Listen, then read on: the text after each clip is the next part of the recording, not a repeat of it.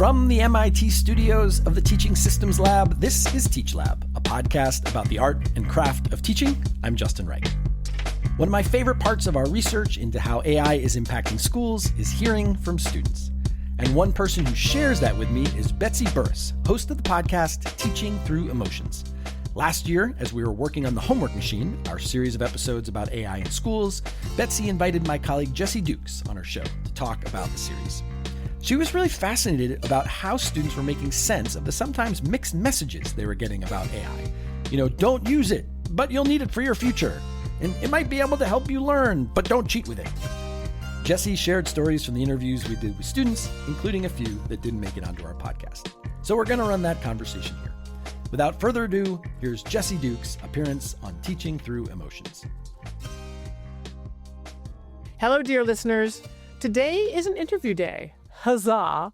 And I'm excited to be speaking with someone who is studying a force within our schools that I personally abhor, AI, artificial intelligence. Hate it. My guest, Jessie Dukes, is a producer of a fascinating podcast about AI in schools called The Homework Machine. You can guess why.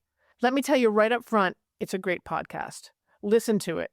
It advocates for nothing, just reports on findings from 90 or so interviews with teachers and students about the use of AI in their classrooms.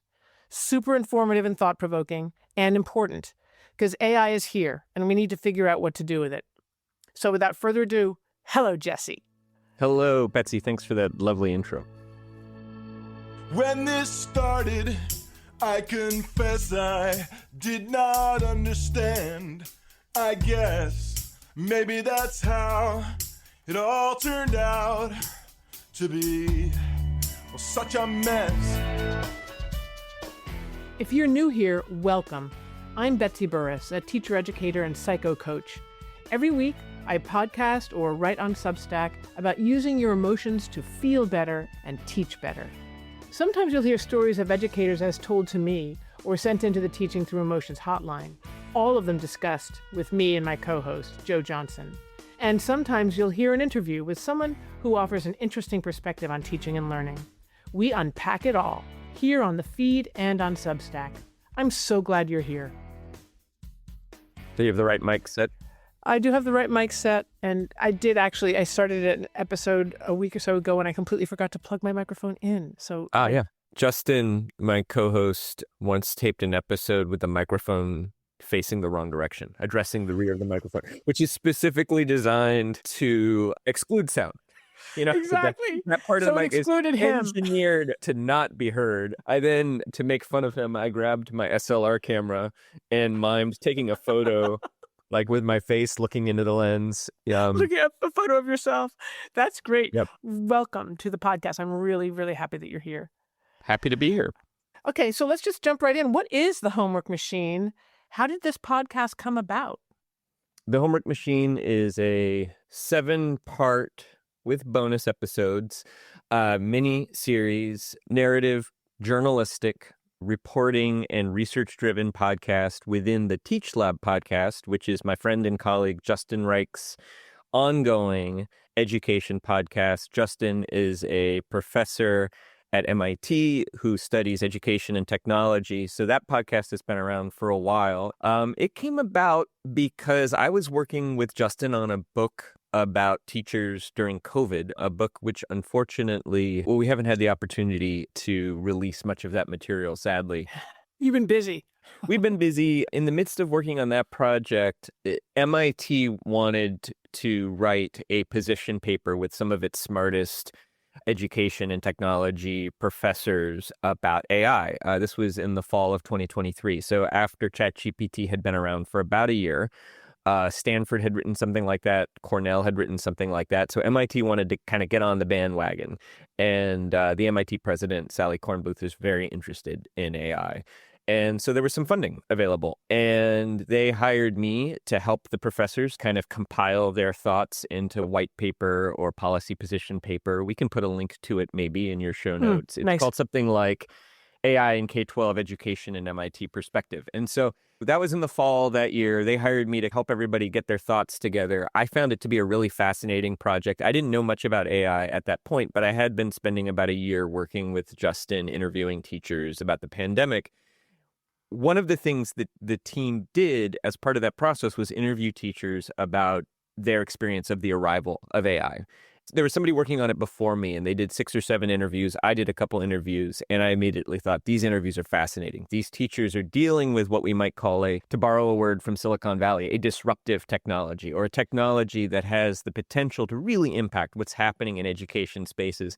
And it just arrived, and they're just figuring it out. And they have to adapt to it whether they want to or not, because as we've argued, AI is not a technology it doesn't matter what the school's policy is with regard to AI. Students have access to it, and they are likely to use AI in some way, shape, or form. So it's going to be a force. It's going to be a factor. And so I went to Justin and said, do you think we could get grant support to keep talking to teachers about this and publish something? Even then, I was thinking this could be a great podcast. And Justin basically said, yeah, let's try to do that. And so we went after some grant funding, and we were successful thanks to our funders. And that allowed us to talk to was actually over 90 teachers and about 30 students in the span of a little bit over a year, starting in the spring of 2024 and then continuing. I still occasionally interview a teacher for this project. I think I did a couple in September. We've mostly wound down and switched from interviewing to dissemination. And so the podcast was our primary means of disseminating that information. We could have written something, but because Justin already had a podcast, because I have that background in podcast production, and because I thought the interviews were so compelling, we thought a podcast would be a great way to share the insights and experiences of the teachers and students. And it is really compelling. It's really fun to listen to. Thank you. And I just wanted to highlight some of the things that you said. As you guys put it, AI was not invited. It's crashing the party, right? Crash the party. I just love that. It's here. We are going to have to deal with that drunk guy. And another thing that I wanted to emphasize that you mentioned in one of the episodes is that this disruptor element in AI came on top of the disruptor called COVID, getting out of COVID and living in post-COVID times when we thought it was going to be so smooth. And it wasn't. It was probably one of the worst years for teachers, that first year after COVID. And then now the lots of education funding being torn away from schools. So lots of disruptions.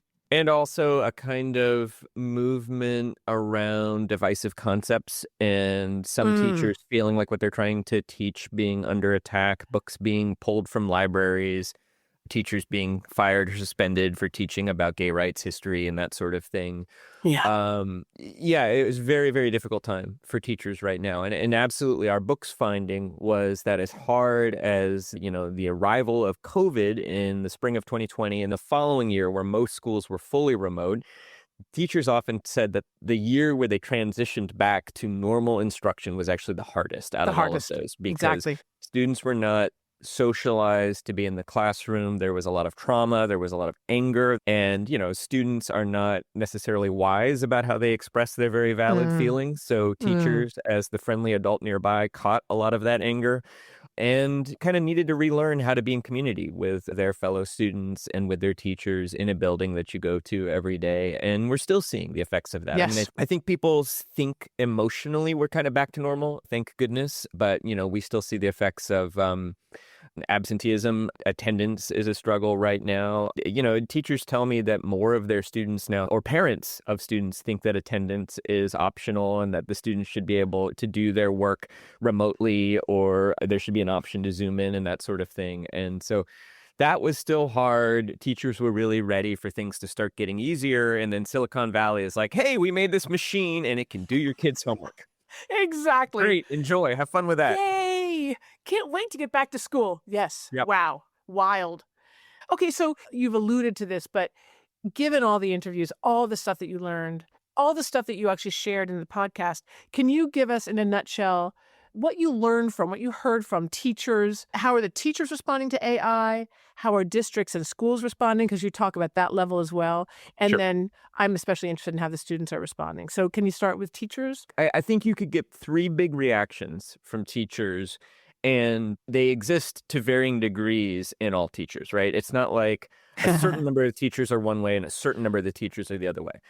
One reaction that's very, very common among teachers is some degree of alarm around academic integrity and cheating, an awareness that, oh, AI is pretty good at doing some of the assignments that I've been giving my students for a long time. And that awareness can go from a mild concern, yeah, whatever, students have cheated for a long time, I have strategies to deal with that, to, oh my God, freaking out. This is a real problem. This is a huge problem right now. I'm spending way more time than I ever have catching students, having conversations with students, redesigning my assignments to AI proof them, that sort of thing. Informal estimate, something like 2/3 of teachers are somewhere on that. This is concerning to me. Yes. And I should say we focused on secondary teachers, middle school and high school too. Good detail. Yeah, and I do think that this is less relevant for primary teachers, although not entirely irrelevant. And not forever. And not forever. It's going to become relevant soon. Yeah. Well, this gets you into the sort of next bucket, which is there are teachers who are excited to experiment and explore AI's potential to support teaching and learning and pedagogy. I would say within the first 3 years, ChatGPT showed up in the winter 2022. So we're about 3 years in right now.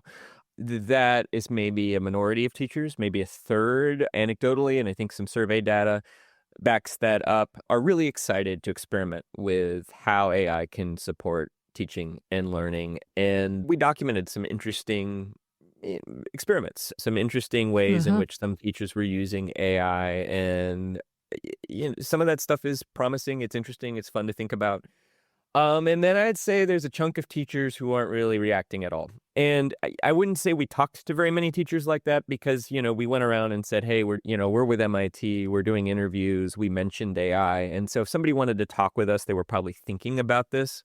Yeah. But if you listen to students, there are some teachers who don't seem to know about generative AI, or if they do, they don't care. I've had students say, hey, you know what? I don't have time to figure out whether you're cheating or not. I'm giving you this assignment so that you'll learn. I don't have time to do cat and mouse with you. So if you cheat, you're not going to learn and you're going to go out in the world without the knowledge that I would like you to have. Good luck. Yes. I haven't talked to a teacher who has expressed that to me, but some students have said that's the attitude some of their teachers have taken. I have talked to teachers and administrators, or we have encountered, I should say, teachers and administrators who don't seem to be aware of the degree to which generative AI can do students' schoolwork too. It's just not necessarily on their radar. Now, I'd say that's less common than it was a year ago. But you asked me about how districts are responding, and we did a survey in collaboration with RAND as a part of their national teacher panel survey. This is a nationally representative survey. They do over 1,000 teachers, and we got those results in the spring.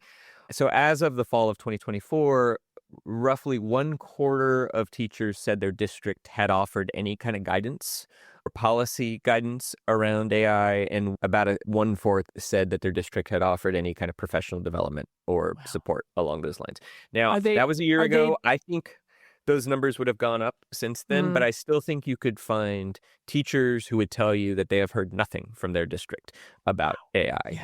It's probably more than half of districts have done something, updated an academic integrity policy, done a Zoom training on a Wednesday night, hopefully offered a day or two over the summer of professional development around AI and a chance for teachers to have some conversations about their revised responsible AI or academic integrity policy is going to be.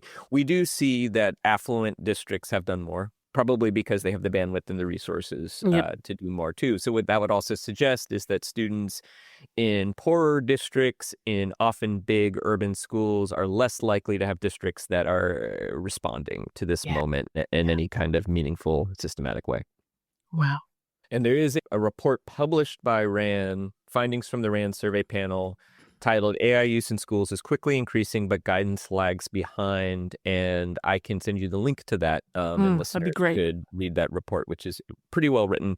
It's based on the questions we asked, but also other similar questions other researchers asked. So RAND sort of summarized a lot of survey research around this particular topic in that report. I'm just struck by, I'm not sure if these are my thoughts or your guys' thoughts, but the lack of meta-thinking, the lack of metacognition around this intrusion, this disruption that is, for anyone who knows the impact of ChatGPT and AI, you'd think that that would be a go-to for most educators who want to be thinking about how people are learning and thinking about the impacts, the actual influences. That's amazing to me that there would be so few, if it's even less than half of districts, that many of them not thinking hard and talking to their teachers and even talking to students about the use of this incredibly life-changing, transformative technology. It was shocking and amazing to me as well. I am relatively new to education reporting and research. I think for people who have more experience reporting or researching schools, it was less shocking because many of our public school districts are beleaguered at this point. Yes. And it's not a question of not wanting to address it. It's a question of having fires. Yep. They're all the dealing time. with attendance. They're dealing with funding. They're dealing with budget cuts. They're dealing with staffing shortages. And so, okay, here's this thing, AI. Is it a crisis? Is anything on fire? No, I'll think about that some other time. I think that's where a lot of district leadership are. And I should say that there are districts that are doing that metacognition. I sat in on some really interesting professional developments for a couple different districts, including a district that is not very well funded, but just for whatever reason was on top of this. And this was in Orange County. This was actually multiple districts. I can't remember the name of the agency, but it was a professional development for teachers on a Tuesday night over Zoom talking about some of these issues around AI. I was incredibly impressed, and I was incredibly impressed by the number of teachers who showed up and the fact that they all seemed happy to be on a Zoom call doing professional development on a Wednesday night. Like they liked each other and they liked their administrators, So there is some really great work being done at the district level, even in districts around this. I also sat in on this was in the suburbs north of New York City, a 2-day professional development in the summer of 2024, all about AI. This was great. When you had teachers there, they were being paid to be there. It was like a month after school had let out. So they had all had their kind of like sleep in time and their decompression time. And they had workshops on AI tools you could use to support learning. They had a student panel where the students talked about how they used AI, and you could just see the teachers' necks craning it with every question.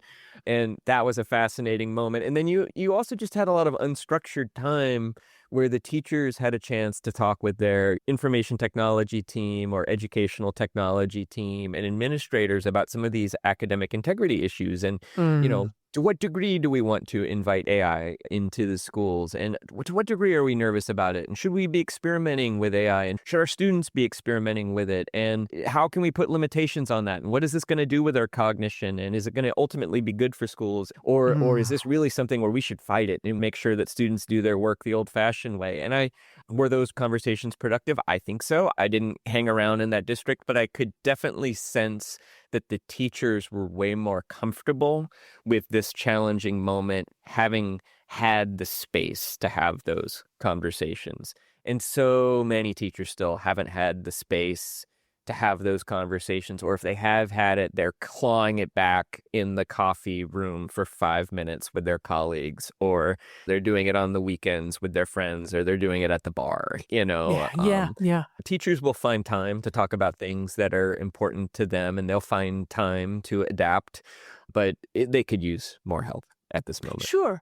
And to have a formal opportunity to think through this kind of addition to your teaching life at multiple levels, at different layers of meaning and implementation.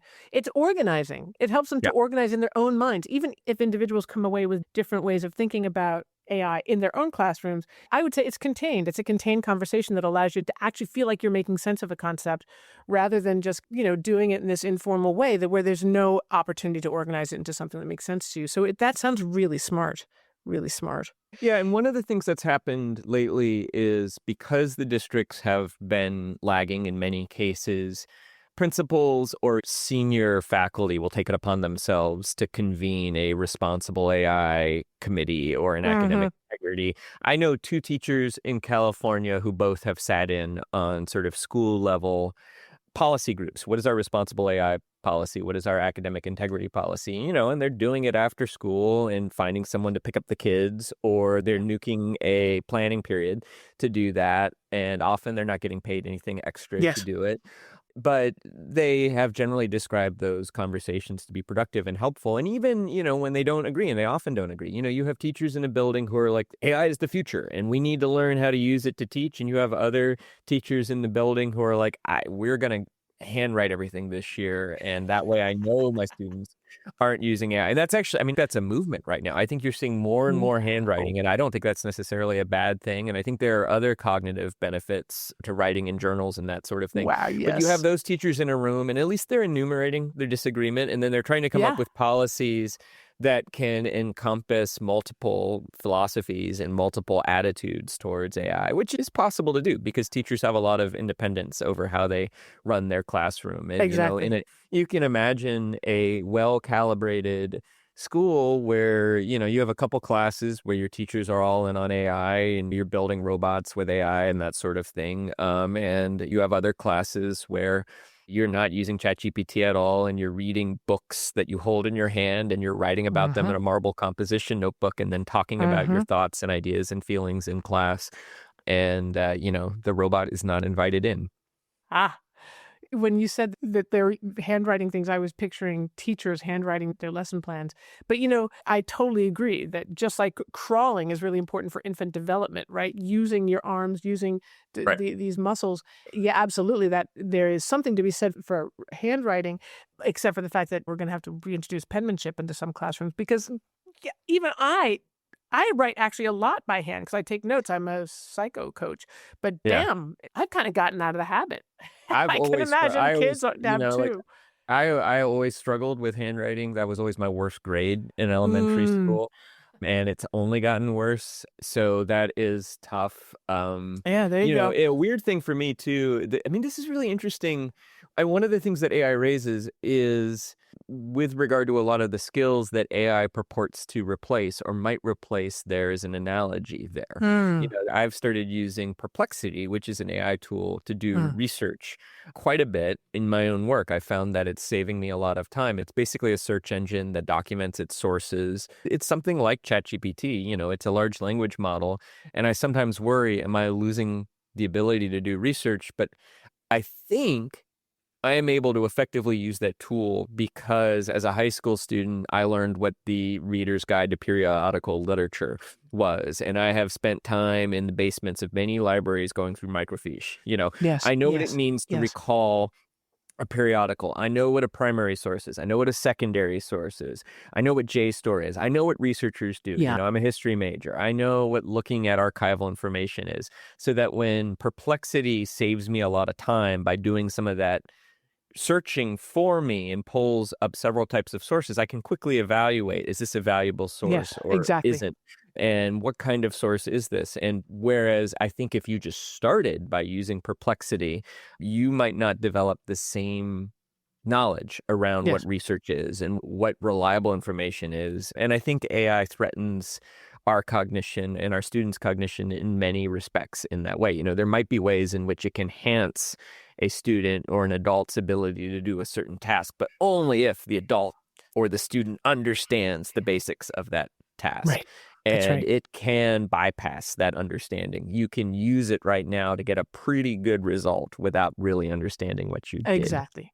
I feel very strongly that even with computers, AI aside, students need to know how to evaluate information, especially if there's no building that's already kind of vetted the information for you. You go into a library, you can be pretty sure that the stuff in there is worth looking at, but with a computer, there's no pre-vetting done. So yeah, the ability to evaluate and just kind of have and engage and connect, very important. And we don't know yet.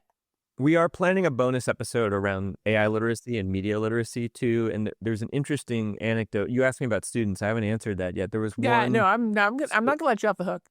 There was one story a teacher told me about a student. He's a social studies teacher, and he was doing a very rudimentary research paper assignment, like maybe for 8th graders or 9th graders. So it's like write a page and document 3 sources. And one of the student's sources was Google in AI mode. So basically you type a question into Google, and nowadays Google will give you an AI-powered answer, which some people really like, some people don't. And this teacher had to explain to the student, this is not a source. It might be true. You might be able to then click on the little links, see these things next to what Google has done. You might be able to click on those and read those, and those might be valuable sources. But that's something students don't understand necessarily, why that's not a source, and need to learn that. Much of what we once imagined about the future is here. Pocket-sized radio instruments will enable individuals to communicate with anyone, anywhere. But this reshaped reality is also filled with thorny questions that aren't so easy to navigate. Welcome to Shift, a new weekly podcast from PRX. I present to you Electro, the Moto Man. Ladies and gentlemen. I would say that one of my greatest skills is my ability to interact with humans. I'm your host, Jennifer Strong. You can learn more at shiftshow.ai. So now let's just go. I mean, there's so much that you could say about this, but there's so many implications, I think, for education as a whole and the ways that we think about how people think and know that we'll get to at the end, because that's a big question that I have. But before we do, tell me about how students are responding. And I have a few quotes from my favorite episodes where really involve students, but generally, how are they responding to AI, according to your research? It's mixed. I think that with ambivalence is maybe the best way, because I think students are under a tremendous amount of pressure, particularly at the secondary level, to perform and to get good grades and to get a lot of work done. And so to dangle a tool in front of them that they have access to via their phones or maybe their school laptops or maybe computers at home, to dangle a tool in front of them that can get a bunch of that work done in a way that's going to get them a good grade is a tremendous temptation. And many students are succumbing to that temptation, and many of them feel weird about succumbing to that temptation. They have complicated feelings about it. I'm sure you could find some students out there who are like, this is great. Now, I can focus my energy on football or my social life or my part-time job. But I think that students do value learning, and they see the threat to learning here. I think students are also responding with confusion, and because they also, to the degree to which they're digital natives, I don't know, but they have an instinct to want to experiment with ChatGPT. And many young people are using ChatGPT in ways that are not cheating, for advice, as kind of a web search engine, for companionship. And those are all issues that may or may not raise their own concerns. Yeah. But students want to experiment with it, and they are also confused because the expectations and the rules around AI use in their schools are often confusing and contradictory. And that is causing students some anxiety. And then I think you also have students who feel this increased sense of pressure because, we had this one student, Woody, who feels and believes and has seen many of his fellow students using AI essentially to cheat and get work done, and feels pressure to follow suit because he's getting left behind. The pace of instruction is falling. So on the whole, I'd say that there's a kind of student anxiety around this topic, and if you read between the lines, a kind of request for some boundaries, a request for some guidelines. But then also, they're comfortable with certain technology and they're experimenting with AI. And so I think there's also an interest in students to engage with AI to some degree too, and to not be completely kept from it. Probably my favorite episode of the podcast is the one called Busted, which is really yours too? Yeah. Oh yeah, I love hearing from the students, and they're so articulate. They are so articulate, and they're speaking in ways that are surprising because, as you just kind of summarized, they're not all in. They're just not all in. So in this one, Justin, I think, your co-host, I think he points out that adolescents are boundary pushers. And I thought, what is that fact that adolescents are boundary pushers? They kind of revel in their right to say no to any boundary or limit. What does that have to do with AI, or how is that manifesting? Well, and I think Justin makes the point. First of all, I should say, I'm not a child development expert. I worked for summer camps 20 years ago, and I remember getting some ages and stages training. So this is all observational. But I think that students push boundaries, teenagers push boundaries for a couple reasons. And sometimes it's because they really want the boundaries to be clearly articulated. They're looking for the boundaries. And the way that you find them is you push them. But they also push boundaries because they're curious and because they want more freedom, because they're growing into adulthood and they want to experiment with greater freedom. And those are sort of contradictory impulses.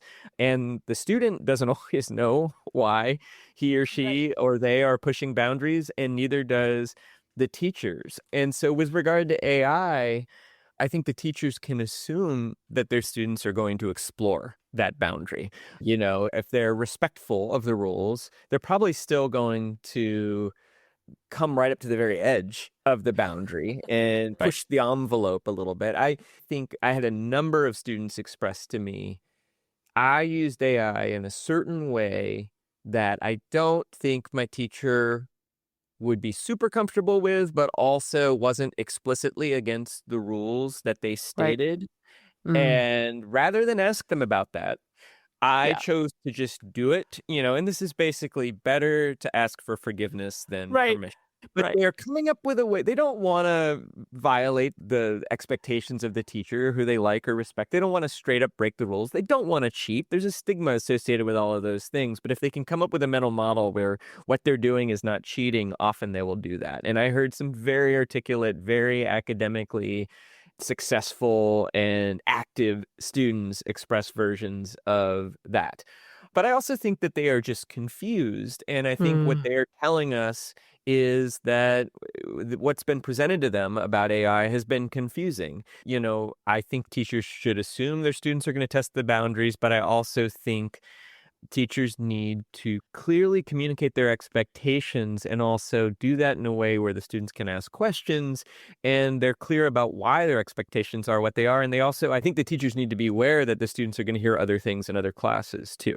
And I think teachers need to kind of anchor that expression of rules or boundaries in the underpinning educational values. And from what I've seen, students are pretty smart and they'll get that.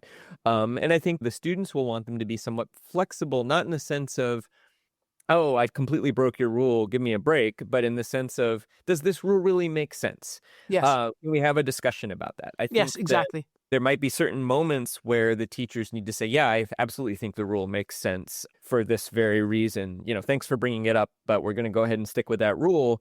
But the teachers need to be able to articulate why and what's at stake. And I don't know that the students are always hearing that. And in any cases, they're not hearing it because their teachers are overwhelmed and just haven't necessarily had the time to process and think through all of these things. I love the idea of collaborating on these rules and just acknowledging that all of us are finding our way. The path towards the use of AI in schools is unfolding before us.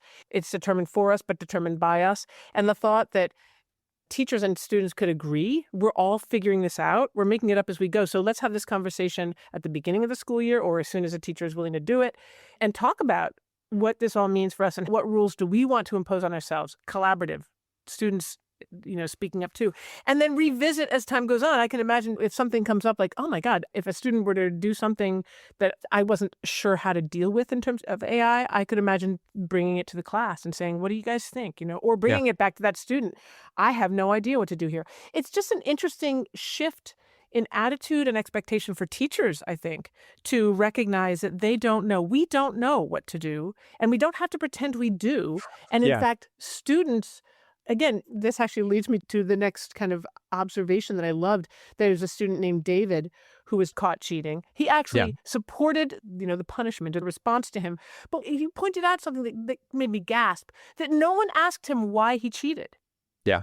So the point here being, is it possible for teachers to think about how to co-construct a conversation with students about this so that the teachers can hear from the student side as well?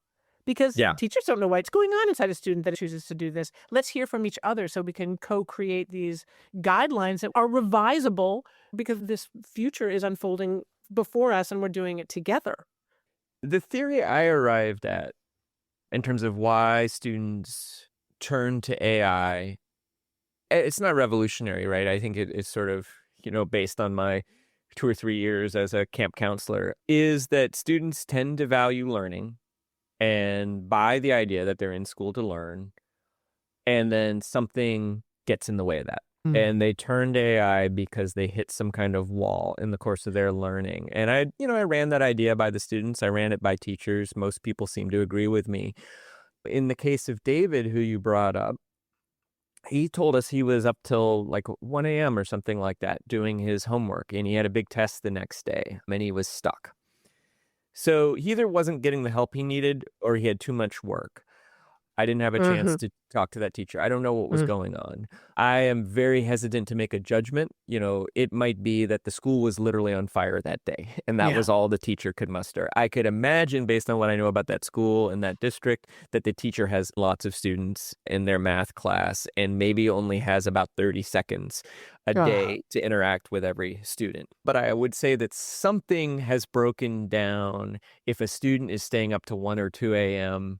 and then in desperation turns to AI and gets in trouble for that without getting that question. And I think it is the responsibility of the teachers in the schools to figure out, okay, if my hypothesis is correct, if something is getting in the way of learning for those students, and that's when they turn to the AI tool, which is there dangling, the forbidden fruit, super tempting. What is that? And nobody is better qualified than the teachers and maybe to some degree the parents and to some degree the principals and administrators to figure that out. And it involves communication, but there were kind of like 5 categories I came up with. 1 is too much work. 2 is there is a culture in the school or in the community that values academic success more than learning. 3 is relationships, bad relationships with teachers. 4 might be something at home. The student's life is chaotic, and they just don't have the attention to learn and do their work. I can't remember what 5 was. I never can. The last one is always the one you forget. I mean, there's a whole array of reasons that a student is going to be interrupted on their journey to learning something. It's up to the schools and the teachers to figure out what those reasons are, and they have to do that in communication with the students. And that said, like there was another school district I talked to, and they asked me to do a presentation. I presented that idea, and fortunately, I was like, are they going to think I'm crazy? I saw a lot of nods from the teachers, but also afterwards, the topic came up. I was like, which of these do you think is relevant to your students? And they all said the culture of academic excellence and success in our district. All the teachers knew that there was something off. The pressure to get into college, the pressure to succeed was such that their students didn't really value learning as much as they valued getting the grades they needed. And they didn't, the teachers didn't blame the students for this. This was something they were picking up from the community, from the parents, from the teachers. And I also talked to parents about it, and they acknowledged that this was a problem. They acknowledged that they were part of it, but they also felt trapped in this cycle too, because there's a lot of pressure for the parents to ensure that their students get into the kind of institution that's going to make them successful as well. And so anyway, that was a long way of basically saying schools have to find a way to communicate with the students to understand what is blocking their learning and what's going on when they choose to use AI. I think the 5th one is burnout, now that I think about it. And we do have a story about that too, where senioritis, burnout, or, what you could sometimes call laziness. The student's just not motivated to learn. And that's real. That happens in schools. So this leads us to the big final question, and that is, given everything that you've learned about AI in schools, the pros, the cons, the realities, because it doesn't really matter what the pros and cons are, the realities are what matter. What does it suggest about how schools need to change? I hate to be prescriptive. First of all, because I'm not an expert. And second of all, just because I've developed so much respect for teachers and administrators and the challenge of the work that they're doing. I can say this, though. Schools will have better outcomes if they give their teachers spaces in which to have the conversations about what values to center in the midst of this disruptive technology that is inviting itself to the party. And if they aren't having those conversations, there is going to be confusion across policies. The teachers are going to feel overwhelmed. The students are going to feel confused. There will be more gray areas. There will be more false accusations of cheating. There will probably be more cheating. That seems pretty likely. And on the other side of that, if the schools, either in the form of the administration or the teachers, aren't talking to the students about this moment and they don't understand the temptation and the pressure that the students are under and the confusions that the students are expressing, and they don't understand what is getting in the way of learning, which is something that most students instinctively love to do, then they are going to have more problems with students turning to AI because it is right there, dangling in front of them, and it is constantly offering an easy way out. And I don't think that students always want to take the easy way out, but if they hit a wall, they will. And so I think it's two forms of communication that needs to happen that isn't always happening. And I think it's often not happening because the schools and the districts are really quite overwhelmed, and other things feel like more urgent emergencies right now. Yeah, I guess one hope I would have for AI, for the crashing of AI into the party, is that it would be impactful enough that it would stop teachers and districts in their tracks and invite them to actually figure out how to do this work collaboratively with their students, how to figure out what to do about this party crasher. If even just this one issue could be brought to the table in the ways that you've described, some places are doing it, it could be a door opening into a more collaborative approach to education. Like, you know what, we just need to be talking to each other. It actually feels good to be talking to each other and to be coming up with a sense of deliberate response to an intruder, as opposed to just catch as catch can, where all the students are just responding emotionally.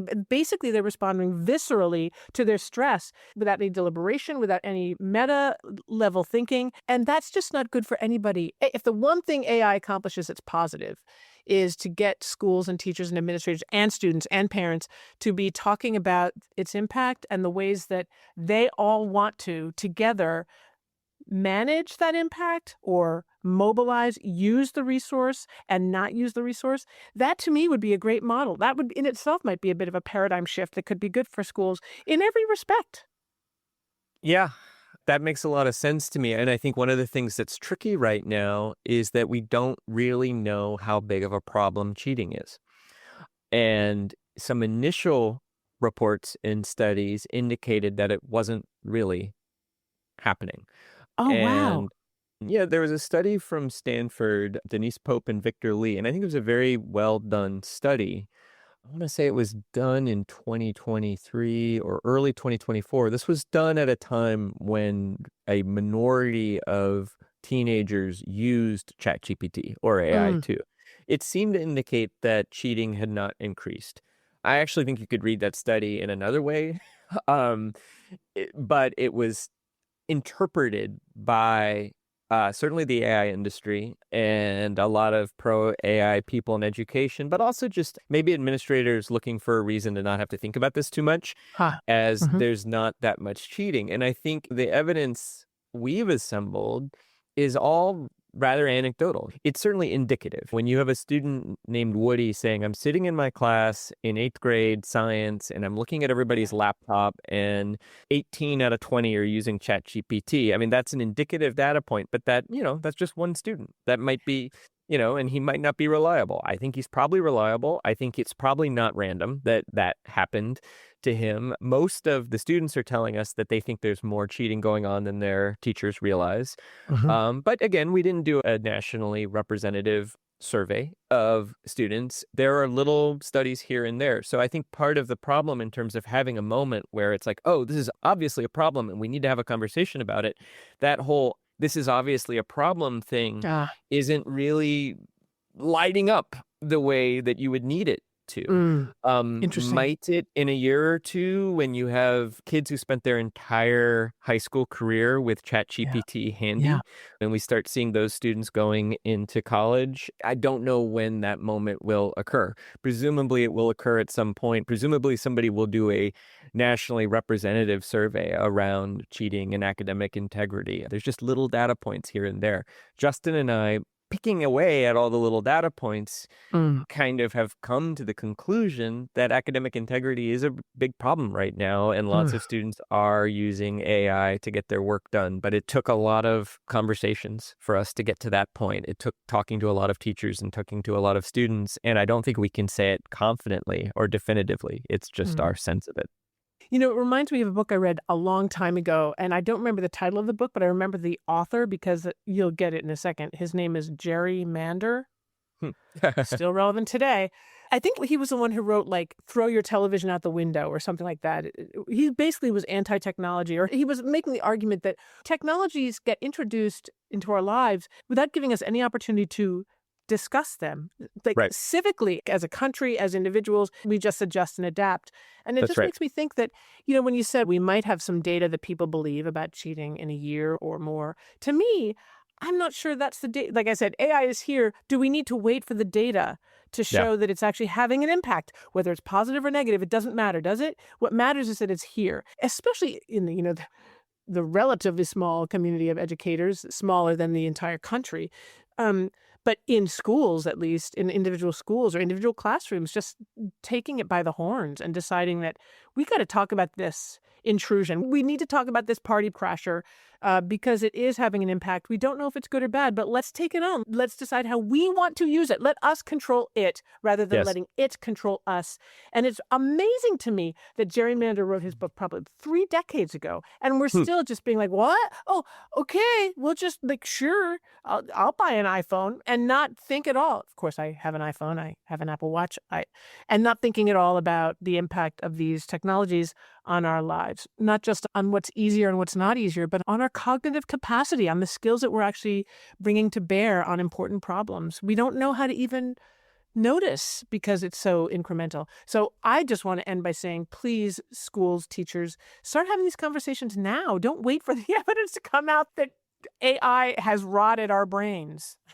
You're not dead yet, so don't worry about it. Now, let's worry about it before we're dead. And the conversation will be productive and useful, even if the academic integrity crisis is not everything that we fear. Exactly. Having a conversation about how do you center what you value at your school in education in the midst of a technology that can bypass learning will be a productive conversation, no matter what. Right on. Right on, Jesse. Well, thank you so much. Such an interesting conversation and such a valuable podcast because all the stuff that you've shared with us today has come from the research that you did for the podcast. And the podcast does a beautiful job of laying all this out in terms of themes. Busted is the one that we love so much. And it's really fun to listen to. You're not ideological or proselytizing. You're just laying out the facts. And so it's not activating.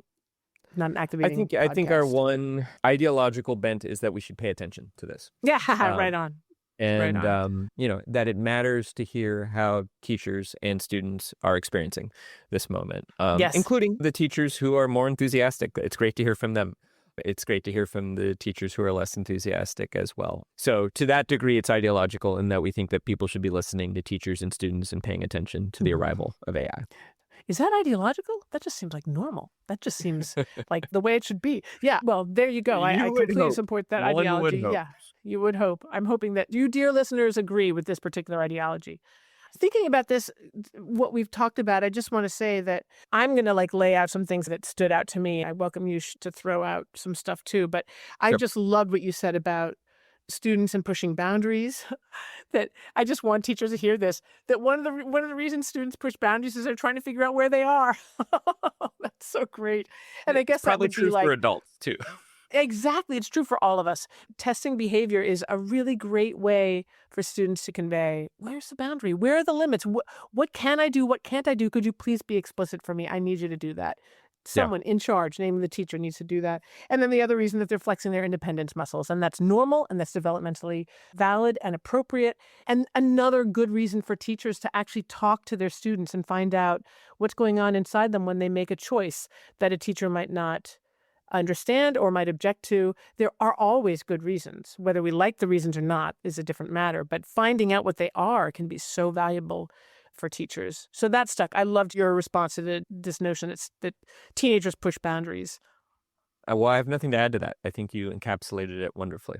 I also just love the way you put students' responses being ambivalent, that they really want to learn, that they are instinctively seeking to learn. That is such a hopeful statement. And I just want to underline that too for teachers, that can we trust that?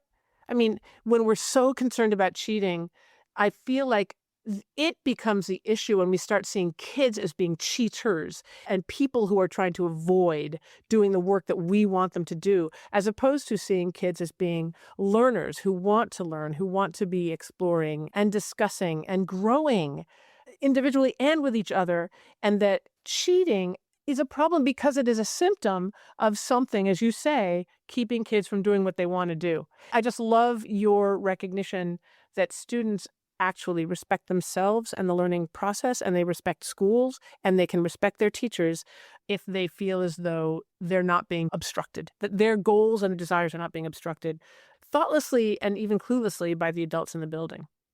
Yeah, and to be clear, they're not always wise about how they go about mitigating those struggles, right? Right, no. The behavior that emerges from that desire to learn and then the blockage is not always good behavior, respectful behavior, productive behavior. It can be quite destructive. But that said, if you want to feel hopeful in this moment, talk to some teenagers. That part of the project has been absolutely buoying and fun and exciting. And I find the times we're living in to be sort of scary. And the teenagers that I've spoken to have given me a lot of hope.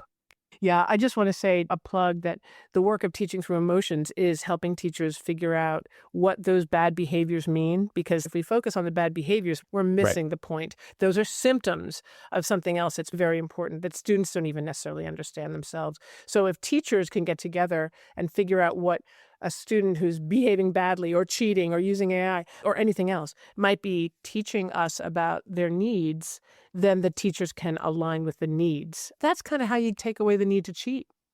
So what I think you're pointing to, Jesse, is how humane education is, how human it is, and how far from humanity or how far from humaneness we can go when we're just reacting, when all we're doing is reacting and not stopping and breathing and taking a moment to say, we've got to have a talk.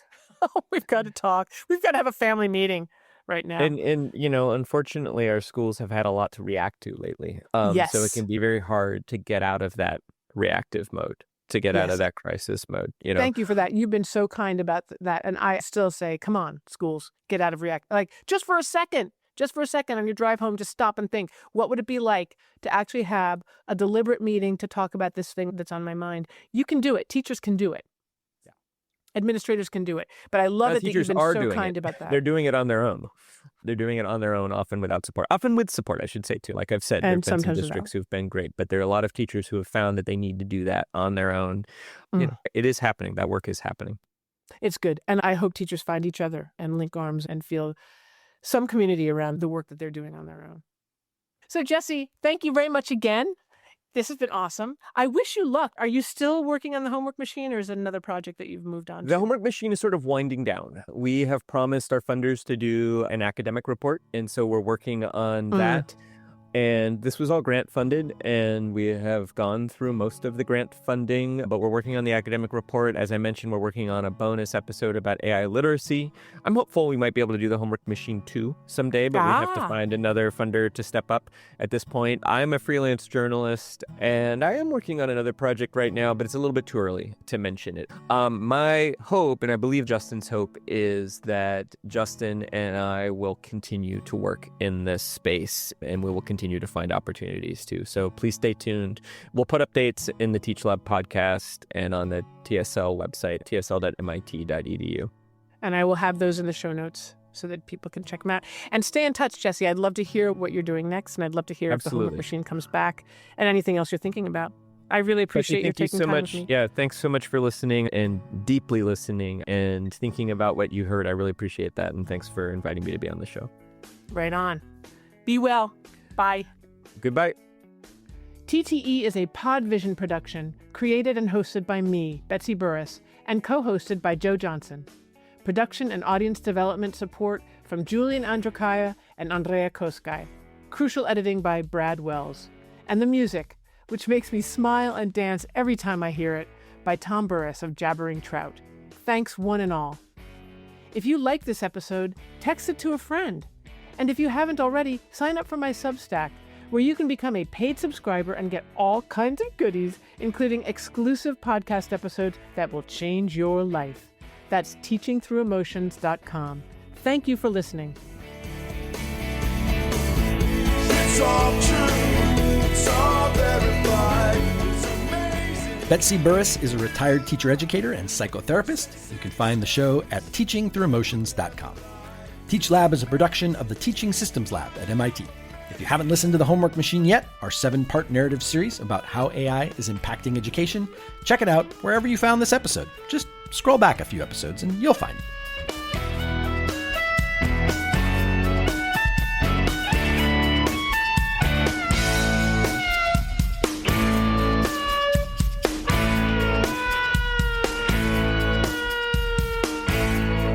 One side saw, the other side, oh.